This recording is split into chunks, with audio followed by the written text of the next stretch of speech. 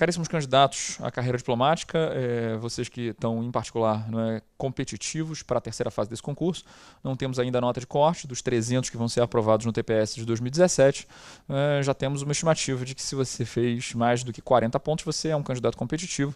Se você fez mais do que 43 pontos, você quase que com certeza está dentro. É altamente improvável que a nota de corte esse ano seja maior do que a nota de corte do ano passado. A nota de corte provavelmente vai diminuir, a prova foi bastante difícil.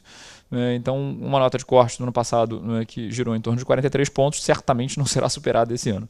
Para os candidatos que fizeram mais de 39, 40 pontos, esses candidatos também são bastante competitivos, porque a nota pode baixar até aí, ou eventualmente vocês podem se beneficiar com recursos que podem ser providos a seu favor. Se você está nessa situação, eu tenho algumas dicas para dar para vocês, ou algumas sugestões para dar para vocês sobre o estudo e a preparação para a terceira fase. A prova de terceira fase ela vem passando por algumas modificações e algumas tendências diferentes das dos últimos anos. Eu preparo para essa prova desde 2003, já são quase 15 anos, esse vai ser o meu 15º concurso, e eu vi algumas evoluções e algumas modificações da banca. Eu me lembro da época em que o Amado Servo fazia parte da banca, depois eu me lembro da época em que o Amado Servo foi substituído pelo Eugênio Vargas Garcia, e depois eu me lembro da época em que o Eugênio Vargas Garcia foi substituído a partir de 2009 por Francisco Doratiotto. E de lá para cá, eu percebi, inclusive, que houve novas modificações recentemente, nos últimos 2 anos, com o professor Antônio Barbosa, que é professor da UNB e que estuda temas relativos ao parlamento e que tenha cobrado as questões mais, digamos assim, menos vinculadas explicitamente ao tema da política externa brasileira. Ainda que o tema da política externa brasileira seja o tema principal dessa prova, você pode perceber que há uma temática um pouco mais geral nas questões de terceira fase, a partir do momento em que o Barbosa assumiu o seu lugar na cadeira aí, dos corretores do Rio Branco. Uma questão sobre a Segunda Guerra Mundial, uma questão mais específica sobre a Era Vargas, não necessariamente questões explicitamente sobre política externa. Ao passo que as questões de política externa ficaram mais difíceis. Você percebe aí nos últimos anos questões que começam a cobrar detalhes muito específicos da história da política externa brasileira. Essa especificidade já vinha desde a época em que o Lessa era parte da correção e da banca, coisas como a missão ABINC, coisas como a Comissão Mista Brasil-Estados Unidos, ou coisas como a questão das arbitragens com o Barão do Rio Branco e com o Nabucco, ou ainda a Conferência Interamericana, chegaram a um nível de especificidade bastante extraordinário nas 2 últimas provas, com uma questão que foi sobre o papel e os objetivos da missão Paranhos no Paraguai em 1869, ou seja, um negócio que aconteceu durante um brevíssimo período no final da Guerra do Paraguai, ou ainda uma questão sobre o Duarte da Ponte Ribeiro, o papel e o legado e as questões relativas aos problemas de fronteira do Brasil, que também é uma pergunta bastante específica. Temos outras perguntas específicas sobre temas de política externa, ou seja, os temas de política externa se concentraram num nível de especificidade formidável, e que se mantém de maneira bastante difícil. Resultado, isso torna a prova essencialmente e cada vez mais uma prova mais conteudista. Tá?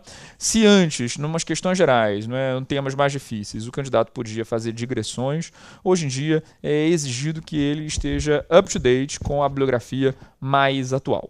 E é com base nisso, então, que eu venho aqui fazer alguns comentários que serão aprofundados e desenvolvidos nos temas da reta final de preparação para a terceira fase, para aqueles que quiserem se inscrever na disciplina de História.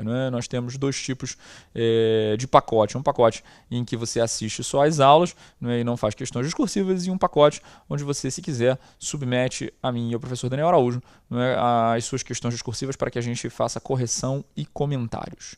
Há alguns temas ou algumas searas que eu acho que podem ser importantes, como sendo temas a serem cobrados. Em particular, o tema clássico que volta e meia cai na prova, e que eu acho que eventualmente poderia cair novamente, é uma questão sobre o Barão do Rio Branco. Mas nada de maneira geral sobre o Barão do Rio Branco, porque isso caiu na prova do ano passado. É uma questão sobre a política externa da Primeira República, discutindo de maneira mais ampla a ideia do multilateralismo, a ideia do americanismo, partindo do Barão do Rio Branco e tratando de maneira generalizada para a Primeira República inteira. Então, você tem aí uma questão geral, que não é uma questão específica, é uma questão geral, né?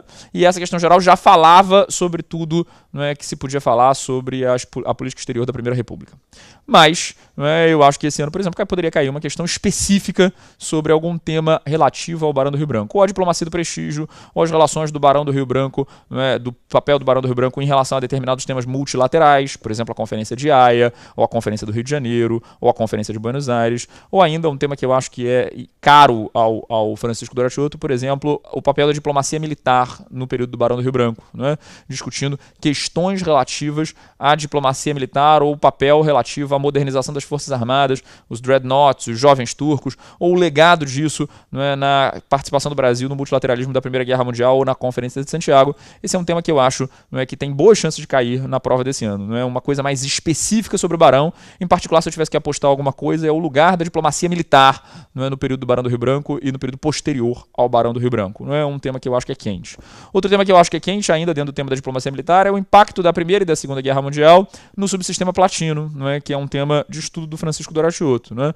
Como a Segunda Guerra Mundial impactou as relações entre Brasil e Argentina, entre Brasil e Uruguai, entre Brasil e Paraguai, entre Brasil e Bolívia, ou seja, como a América do Sul foi afetada pelo conflito, né? Principalmente a Segunda Guerra Mundial, mas também, né, a Primeira Guerra Mundial.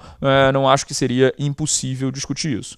Um outro tema que eu acho que tem chance de cair na prova é o tema do abolicionismo. Esse tema já caiu 2 vezes, né, nas provas de 2006 e 2009, mas eu acho que essa prova, né, desse ano pode falar sobre abolicionismo numa nova perspectiva, uma vez que há 2 anos atrás, né, 1 ano e meio atrás, foi lançado o livro da professora Ângela Alonso, Flores, Votos e Balas, um livro sobre a história do abolicionismo brasileiro, que já é um clássico. Então acho que esse também é um tema possível. Acho que é um tema possível, de ser cobrado. A questão do abolicionismo, da transição do trabalho escravo para o trabalho assalariado ou o trabalho imigrante, ou mais especificamente a perspectiva do ponto de vista legal da legislação.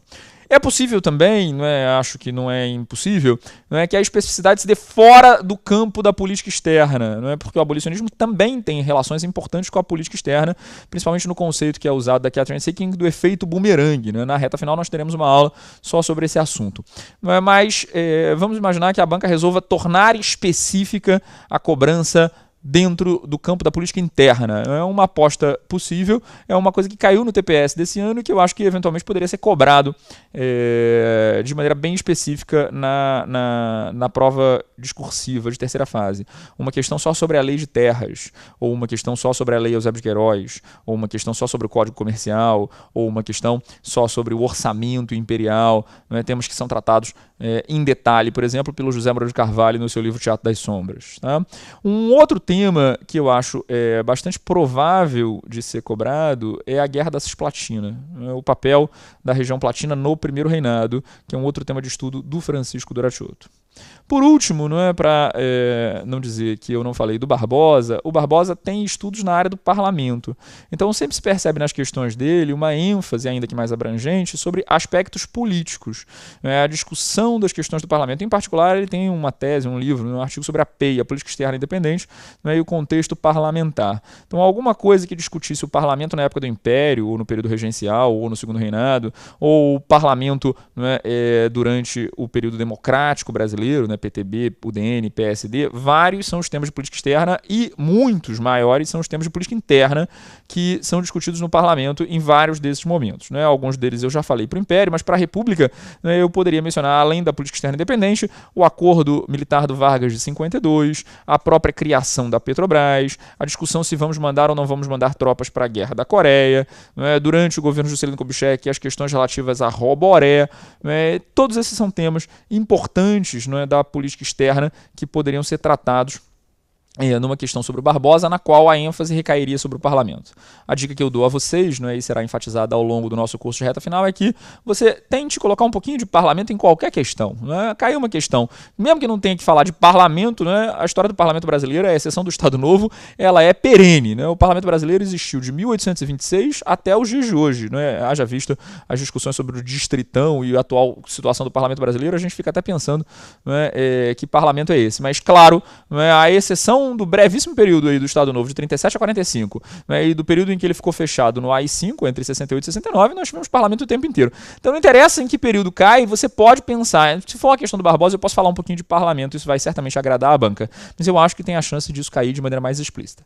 Tá? Eu espero vocês no curso de reta final, caso seja do interesse de vocês, né, espero que vocês tenham passado no TPS, principalmente, né, e me ofereço aqui, né, para dar todo o apoio, todo o suporte, toda a ajuda. Se você tiver alguma dúvida mais específica, né, ou se você não precisar entrar em contato comigo, o meu e-mail é joãodaniel@gmail.com, tá? joãodaniel@gmail.com, né? E aí você pode entrar em contato diretamente comigo e eu posso tirar outras dúvidas para vocês, né? A gente se encontra no curso Terceira Fase da Reta Final. Foi um enorme prazer, até a próxima.